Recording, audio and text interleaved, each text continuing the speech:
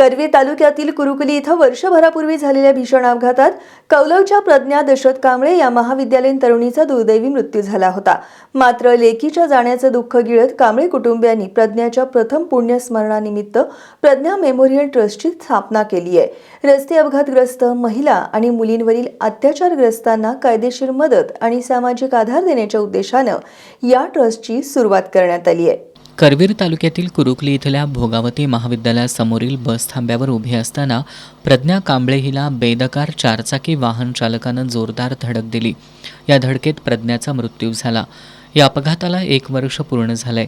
प्रज्ञाच्या पहिल्या स्मृतिदिनानिमित्त तिच्या वियोगाचा दुःख पाठीवर टाकत कांबळे कुटुंबियांनी तिच्या नावानं ट्रस्टची स्थापना केली आहे. मुंबई उच्च न्यायालयाचे ॲडव्होकेट विशाल माने यांच्या हस्ते ट्रस्टचं उद्घाटन करण्यात आलं.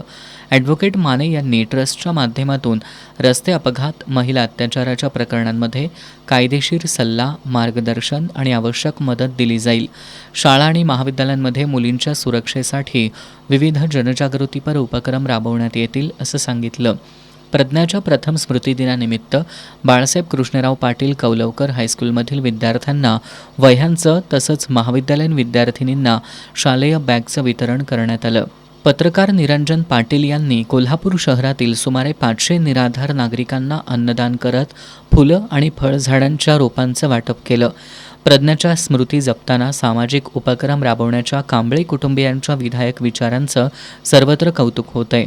यावेळी निलेश बनसोडे, प्रवीण कांबळे, दीपक कांबळे, संजय कांबळे, राहुल कांबळे यांनी मनोगत व्यक्त करत प्रज्ञाला श्रद्धांजली वाहिली.